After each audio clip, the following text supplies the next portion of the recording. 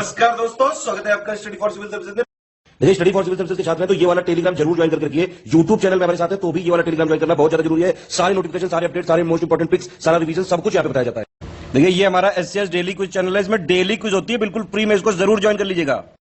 ये हमारा इंस्टाग्राम का पेज है, इसको जरूर फॉलो कर लीजिएगा। Study for civil dot services करके अगर आप इंस्टाग्राम में सर्च करेंगे तो आपको मिल जाएगा। वीडियो के डिस्क्रिप्शन में इसकी लिंक दी हुई। इसमें आप स्टोरी सेक्शन जरूर देखते रहा करिए, प्लस इसमें हाईलाइट्स आते रहते हैं और प्लस पोस्ट आती रहती है, इनको जरूर फॉलो करते रहिए। नमस्कार दोस्तों, स्वागत है आपका स्टडी फॉर सिविल सर्विसेज में। उत्तराखंड पीसीएस का जो आपका प्रीलिम्स का एग्जाम होने वाला है उसके लिए हम ये पेड क्विजेस की एक वीडियो सीरीज चला रहे हैं। तो आज उसी क्रम में हम तीसरा वीडियो देखेंगे और यहाँ पर भी लगभग 50 क्वेश्चन हम सॉल्व करेंगे, उसके आंसर्स आपको बताएंगे।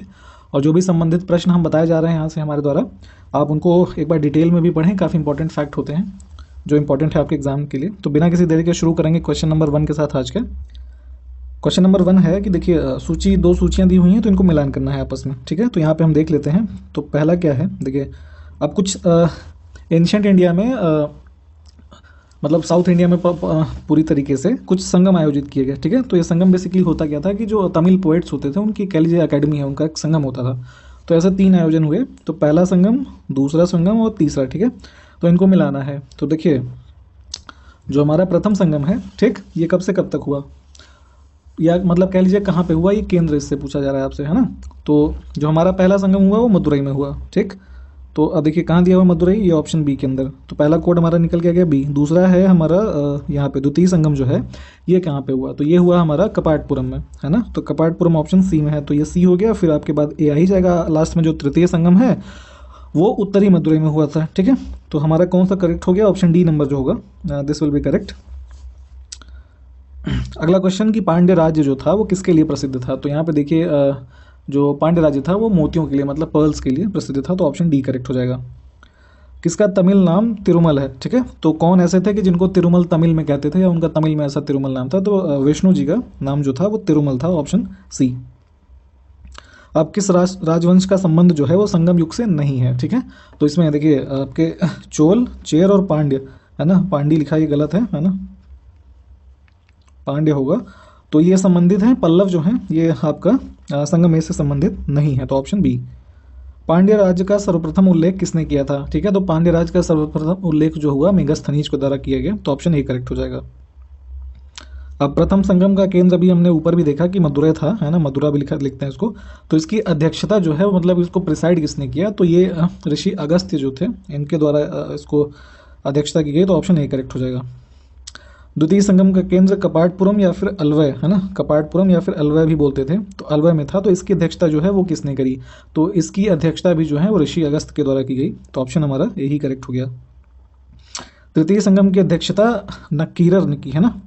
तो तृतीय की अध्यक्षता किया गया नक्कीरर ने। तो इसका केंद्र क्या था, तो ये पहले हमने अभी ऊपर देखा भी था, है ना। तो उत्तरी मदुरै में इसका केंद्र था। तो ऑप्शन हमारा ये करेक्ट हो गया। फिर है कि किस तमिल साहित्य में 8 चेर शासकों का शौर्य वर्णन मिलता है ना। मतलब ब्रेवरी डिस्क्रिप्शन जो 8 चेर रूलर्स हुए कह लीजिए, तो उनका ये दिए हुए किस लिटरेचर में उनका ये उल्लेख मिलेगा। तो हमको ये मिलेगा पदित्र पत्तू में। तो ये कहाँ हुआ, दिया हुआ है ऑप्शन डी के अंदर। अब निम्नलिखित में से कौन तमिल साहित्य का प्रथम संगीत संग्रह है, ठीक है।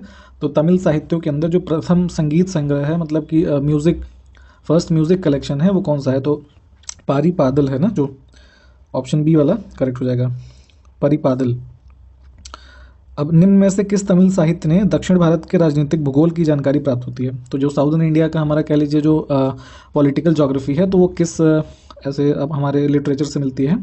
तो ऑप्शन बी जो है इससे मिलती है, पेरुमन त्रुपदय, ऑप्शन बी करेक्ट हो जाएगा। फिर द्वितीय संगम का उपलब्ध एकमात्र प्राचीनतम ग्रंथ है। तो देखिए दूसरा जो संगम हुआ तो उसमें एक ही ये ग्रंथ बचा था, तो उसका नाम क्या था, ठीक है। तो तोलकाप्पियम जो था, है ना, ये द्वितीय संगम में उपलब्ध एकमात्र प्राचीनतम ग्रंथ रहा, ऑप्शन सी। अब अगला है कि अरम, पोरुल तथा इनबम, है ना। तो ये क्या है ना, अरम, पोरुल तथा इनबम। तो इनको दूसरे अर्थों में धर्म, अर्थ और काम के रूप में जानते हैं। तो ऑप्शन हमारा बी करेक्ट हो जाएगा, धर्म, अर्थ, काम। तमिल साहित्य का बाइबल अथवा पंचम वेद किसे कहते हैं, है ना। तो तमिल साहित्य का बाइबल या फिर पंचम वेद कौन सा है, तो ये है आपका कुरल, ऑप्शन बी जो होगा ये हमारा करेक्ट हो जाएगा, तमिल साहित्य का बाइबिल या फिर पंचम वेद। अब देखिए यहाँ पर तमिल साहित्य कुछ हैं और उनके लेखक हैं, तो कौन सा सुमेलित नहीं है ना, ये आपसे पूछ रहे हैं। तो क्वेश्चंस में देखिए एक चीज़ बड़ा ध्यान दिया करिए, मेन एग्जाम में कई बार गलती होती है कि नॉट करेक्ट वहाँ पूछा होता है और आप करेक्ट में कंफ्यूज होकर गलत कराते हैं क्वेश्चंस को, क्योंकि ऑप्शन इस हिसाब से सेट किए गए होते हैं। तो देखिए इसमें जो सुमेलित नहीं है ना, तो जो कोरल है ये हमारा डी वाला ऑप्शन जो है ये सुमेलित नहीं है, मरुदनार है ना। बाकी के जो ऊपर के 3 हैं ये सुमेलित हैं। तो इसके राइटर जो थे, कह लीजिए लेखक जो थे वो कौन थे, तो ये थिरुवल्लुर जो थे है ना।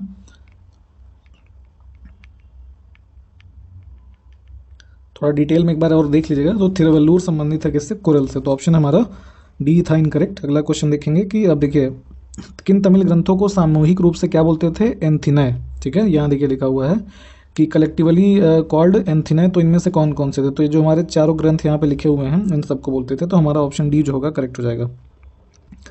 अब इसमें से देखिए करेक्टली मैच कौन से हैं। ठीक है, तो यहाँ देखिए कुछ एम्पायर्स लिखे हुए हैं और उनके प्रतीकात्मक चिन्ह लिखे हुए हैं। तो जो चोल राज्य था वो संबंधित था टाइगर या फिर लेपर्ड से, मतलब बाघ या चीता से। पांड्य राज्य जो था वो उससे मछली से संबंधित था, मछली उसका राज्य चिन्ह था कह लीजिए। और चेर राज्य जो था वो धनुष से संबंधित था, बो से। तो हमारे 3 के तीनों जो हैं वो सही हैं ऊपर के। तो ऑप्शन हमारा जो डी होगा ये करेक्ट हो जाएगा। अब अगला क्वेश्चन देखिए क्या है कि कदल पिरकोत्तीय है ना, ऐसे ऐसे नाम होते हैं कि देखिए पढ़े नहीं जाते हैं। तो कदल पिरकोत्तीय की उपाधि किस शासक ने धारण की थी, है ना। तो देखिए हमारे पास ऑप्शन कौन कौन से हैं यहाँ पे एक बार देख लीजिए। तो जो इसमें सही है ऑप्शन ए ही सही है, सेनागुट्टवन है ना, ये जो थे इन्होंने एक कदल पिरकोत्तीय की उपाधि धारण की। तो ऑप्शन ए करेक्ट हो जाएगा। अब चूंकि एग्जाम्स में कभी कभी ऐसे देखिए क्वेश्चंस पूछ ले जाते हैं तो आपको ये पढ़ना जरूरी है। अब तमिल ग्रंथों में देखिए युवराज को कोमहन कहा जाता था। ठीक है, ध्यान से देखिएगा कि the crown prince is called कोमहन है ना इन तमिल टेक्स्ट। तो व्हाट अदर सन्स कॉल्ड है ना, तो मान लीजिए और भी जो पुत्र हैं उनको क्या बोला जाता था, तो उनको बोलते थे इलागो। तो ऑप्शन हमारा जो बी होगा ये करेक्ट हो जाएगा। क्राउन प्रिंस को बोलते थे कोमहन और अदर जो पुत्र होते थे है ना तो उनको इलागो बोलते थे। फिर है संगम काल में संपूर्ण राज्य को किस नाम से जाना जाता था। ठीक है, तो संगम काल में जो संपूर्ण मतलब कह लीजिए कि entire state was known as Mandalam. तो ऑप्शन हमारा सी करेक्ट हो जाएगा। अगला प्रश्न देखिए कि हाल ही में चर्चा में रहा इजराइल का पिगासस मुख्य रूप से किस तरह का मैलवेयर है। ठीक है, तो ये एक स्पाईवेयर है। ठीक, अगर आपके फ़ोन में इंस्टॉल हो गया तो ये आपकी कुछ ऐसे सीक्रेट इन्फॉर्मेशन से पर्सनल इन्फॉर्मेशन उसको लीक करता है। और इजराइल का जो एक एनएसओ ग्रुप है उसके द्वारा इसको डेवलप किया गया है। तो काफ़ी अभी पिछले दिनों में चर्चा में रहा, ये सुप्रीम कोर्ट वगैरह में भी कुछ इसके खिलाफ वर्डिक्ट्स वगैरह आए। तो इसको ध्यान में रखिएगा, डिटेल में इसके बारे में थोड़ा आप पढ़ सकते हैं। अगला प्रश्न हम देखेंगे कि देखिए बौद्ध ग्रंथ के अंगुत्तर निकाय में कितने महाजनपदों का उल्लेख मिला है। तो बौद्ध ग्रंथ का जो अंगुत्तर निकाय है उसमें महाजनपद जो उल्लेख मिले हैं वो 16। तो हमारा सी ऑप्शन करेक्ट हो जाएगा। चंपानगर किस महाजनपद की राजधानी थी। तो चंपा जो थी वो राजधानी थी किसकी, अंग की है ना। तो ऑप्शन ए करेक्ट हो जाएगा। उज्जैन का प्राचीन नाम क्या था। तो उज्जैन का जो प्राचीन नाम था वो था अवंतिका, ऑप्शन ए। नंदवंश का संस्थापक कौन था इनमें से। तो नंदवंश के जो संस्थापक थे वो थे महापद्मनंद। तो हमारा ऑप्शन ए करेक्ट हो जाएगा। अब ग्रीक यूनानी लेखकों द्वारा किसे अग्रमीज है ना या फिर जैंड्रमीज कहा गया है ना। अग्रमीज किसे कहा गया, तो अग्रमीज जो ग्रीक हमारे लेखक थे उनके द्वारा कहा गया धनानंद को। तो ऑप्शन हमारा सी जो है वो करेक्ट हो जाएगा। प्राचीन भारत में पहला विदेशी आक्रमण किनके द्वारा किया गया। तो सबसे प्राचीन भारत में जो सबसे पहला आक्रमण हुआ ईरानियों के द्वारा किया गया। ऑप्शन ए हमारा करेक्ट होगा। हाइडेस्पीज या फिर वितस्ता का युद्ध जो कब हुआ, 326 बीसी में। अब किन किन शासकों के बीच में हुआ, तो ये हुआ किसके बीच, सिकंदर और पोरस के मध्य। Option Alexander and Porus. ठीक, तो विशस्ता ही नदी जो मॉडर्न नेम में जो झेलम है उसको बोलते हैं। तो यहाँ पे युद्ध हुआ 326 बीसी में सिकंदर एवं पोरस के मध्य। तो ऑप्शन ए करेक्ट हो गया। अब वही सिकंदर ने भारत पर कब आक्रमण किया, तो 326 ईसा पूर्व में ही इन्होंने भारत पे आक्रमण किया सिकंदर ने। हर्यंक वंश के किस शासक को कुणिक कहा जाता था। ठीक है, तो देखिए कुणिक किसको कहते थे, तो हर्यंक वंश के शासक अजात शत्रु को कुणिक कहा जाता था। तो हमारा कौन सा सही हो गया, ऑप्शन ये सी वाला। अब किस शासक ने गंगा एवं सोन नदियों के संगम पर, है ना, तो मान लीजिए जैसे ये सोन नदी है, ये गंगा नदी है। ठीक, अब इनके जहाँ पे संगम है वहाँ पर पाटलिपुत्र नामक शहर की स्थापना की। तो पाटलिपुत्र नामक शहर की स्थापना सोन एवं गंगा नदी के तट संगम पर की गई, किसके द्वारा, उदयन के द्वारा। तो ऑप्शन हमारा कौन सा करेक्ट हो गया, बी। मगध की प्रथम राजधानी कौन सी थी। तो मगध साम्राज्य की प्रथम राजधानी हुई पाटलिपुत्र ही, तो ऑप्शन ए करेक्ट हो गया।